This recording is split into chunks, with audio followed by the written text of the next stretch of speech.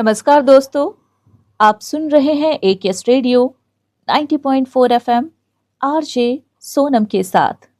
और आज के विशेष कार्यक्रम में हम बात करने जा रहे हैं उन अधिकारों की जो कानून ने बेटियों को दिए हैं, लेकिन जिनकी जानकारी आज भी बहुत कम महिलाओं को है।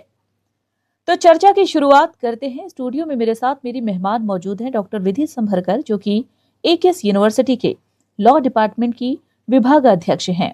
विधि जी, आपका बहुत बहुत स्वागत है हमारे खास कार्यक्रम में। जी, पहला सवाल, भारतीय कानून में सहदायिकी का क्या अर्थ है और ये अधिकार एक बेटी को जन्म से किन संपत्तियों पर समान हक देता है? सहदायिकी या को पार्टनर राइट, जैसा कि मैं बहुत साधारण शब्दों में आपको बताना चाहूंगी। सहदायिकी का मतलब होता है कि जन्म से ही आपकी पूर्वजों की संपत्ति में आपका अधिकार है, और क्योंकि आपने उस परिवार में जन्म लिया है इसीलिए आपको संपत्ति के अधिकार है। और बेटियां भी, क्योंकि बेटियां भी जन्म ले रही हैं उसी परिवार में, इसलिए वो भी इसी आधार पर इसकी हकदार हैं। क्या बेटी की शादी होने के बाद उनके उत्तराधिकार अधिकारों में कोई बदलाव आता है? और क्या कानून विवाहित और अविवाहित बेटी में कोई भेद करता है? बिल्कुल भी नहीं। जिस तरह से बेटी विवाह के पहले संपत्ति की हकदार होती है, विवाह के पश्चात भी होती है। और 2005 के बाद जो संशोधन आया है उसमें बेटियों को भी पिता की संपत्ति में पूरा अधिकार दिया गया है कानून के द्वारा। ठीक है। पैतृक संपत्ति और पिता द्वारा स्वयं की अर्जित संपत्ति में बेटी के अधिकार कैसे अलग अलग होते हैं और दोनों स्थितियों में बेटी का दावा कब और कैसे बनता है? पैतृक संपत्ति और स्वार्जित संपत्ति, सबसे पहले तो मैं इसका अंतर आपको बताना चाहूंगी। पैतृक संपत्ति का मतलब होता है कि जो संपत्ति हमें पूर्वजों से मिल रही है, यानी कि आपके पिता को भी आपके दादा से ही मिली है, तो उससे तो आपके पिता आपको बेदखल नहीं कर सकते, क्योंकि उसमें आपके पिता के साथ साथ आप भी एक हिस्सेदार हैं। स्वार्जित संपत्ति का मतलब होता है जो आपके पिता ने स्वयं अर्जित की है, स्वयं की मेहनत से अर्जित की है, तो उसमें आपके पिता की इच्छा है कि वो इस संपत्ति को किसको देना चाहते हैं।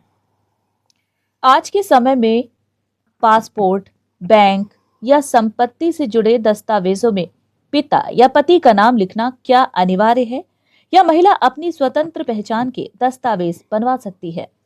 बिल्कुल, हमारा जो कानून है संशोधन के बाद इसमें बिल्कुल एक महिला को पूरी स्वतंत्रता देता है कि आप चाहे पासपोर्ट में, किसी भी तरह के आइडेंटिटी कार्ड में, और इसके साथ साथ अगर आप अपना उपनाम नहीं बदलना चाहते हैं या अपने बच्चे का उपनाम भी, आपका बच्चा आपका उपनाम इस्तेमाल करना चाहता है, अगर आप प्राथमिक रूप से अपने बच्चे की देखभाल कर रही हैं, तो बिल्कुल एक महिला जो है अपने नाम का, उपनाम का इस्तेमाल कर सकती है।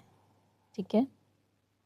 क्या कानून एक महिला को ये अधिकार देता है कि वो शादी के बाद भी अपना पुराना नाम बनाए रखे और अपने बच्चों का उपनाम स्वयं तय कर सके? बिल्कुल, शादी के बाद ये कोई ज़रूरी नहीं है, क्योंकि हमारी सोसाइटी का एक टैबू बन गया, स्टेरियोटाइप बन गया है कि शादी के बाद आपको अपना सरनेम चेंज करना है, बट ये ऐसा कोई ज़रूरी नहीं है।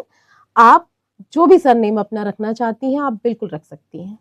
यदि पिता अपनी वसीयत में बेटी को संपत्ति से वंचित कर देते हैं तो किन कानूनी आधारों पर बेटी उस वसीयत को अदालत में चुनौती दे सकती है? देखिए, वसीयत को हम चुनौती दे सकते हैं अगर हमें लग रहा है कि ये जो वसीयत की गई है, ये वसीयत उस समय की गई थी जब आपके पिता की मानसिक स्थिति सही नहीं थी, या किसी तरह के दबाव से, धोखाधड़ी से की गई है, तो इन आधारों पर आप उसको चैलेंज कर सकते हैं। सरकारी फॉर्मों में पिता पति की अनिवार्यता को हटाकर केवल माता या स्वतंत्र पहचान को शामिल करने के पीछे सरकार और कानून का क्या उद्देश्य है? देखिए, ये बहुत ही अच्छा कदम है, सबसे पहले तो मैं कहूँगी, क्योंकि हमारी सोसाइटी में ये माना जाता है कि भाई पति का नाम, पिता का नाम, ये होना चाहिए। जब तक कि किसी पुरुष का नाम आपके साथ शामिल नहीं है, आपका अस्तित्व नहीं है। तो महिला को एक स्वतंत्र पहचान देना इसके पीछे का एक मुख्य उद्देश्य है। अगर कोई विवाहित बेटी घरेलू हिंसा या संकट की स्थिति में है तो क्या उसे कानूनी रूप से अपने पिता के घर में रहने का अधिकार प्राप्त है? बिल्कुल, इसके पहले हमने शायद घरेलू हिंसा पर भी बात की थी। उसमें एक अधिकार हम देते, एक संरक्षण प्रदान करते हैं, आश्रय का संरक्षण। तो उसके आधार पर अगर ऐसा लग रहा है कि घरेलू हिंसा से कोई महिला ग्रसित है और उसको कहीं रहने के लिए स्थान उपलब्ध नहीं है, तो वो आश्रय का अधिकार इस तरीके से प्राप्त कर सकती है। ठीक है। संपत्ति में अपना हक मांगते समय कई महिलाएं पारिवारिक रिश्ते टूटने के डर से पीछे हट जाती हैं। ऐसे में कानून बिना टकराव और कड़वाहट के अधिकार पाने के क्या रास्ते सुझाता है? देखिए, अगर हम चाहते हैं कि किसी तरह का कानूनी तनाव पैदा ना हो, तो हम मध्यस्थता के माध्यम से, काउंसलिंग के माध्यम से, पारिवारिक न्यायालय में जाकर अपनी समस्या का सुलझाव कर सकते हैं। चलिए, समय का ध्यान रखते हुए आखिरी सवाल, बैंक खाते या बीमा पॉलिसी में नॉमिनी बनने और कानूनी वारिस बनने में क्या अंतर है, और क्या केवल नॉमिनी होने से बेटी उस संपत्ति की मालिक बन जाती है? देखिए, नॉमिनी का मतलब होता है कि आप उस संपत्ति को एक तरीके से एक ट्रस्टी की तरह संभाल रहे हैं, लेकिन अगर आपके अलावा भी और उसके वारिस हैं, तो उसके साथ आपको उस संपत्ति को बांटना होगा। चलिए, बहुत बहुत शुक्रिया विधि जी, आप हमारे स्टूडियो में आई, अपना कीमती वक्त दिया और इतनी अहम जानकारी साझा की, बहुत बहुत शुक्रिया। धन्यवाद। तो आज की बातचीत हमें ये समझाती है कि बेटियां सिर्फ भावनाओं की वारिस नहीं, बल्कि कानूनन बराबरी की हकदार हैं। जरूरत है जानकारी की, जागरूकता की और अपने अधिकार पहचानने की। तो आज मेरे साथ इतना ही, फिर मिलूंगी एक नए विषय के साथ। तब तक के लिए नमस्कार।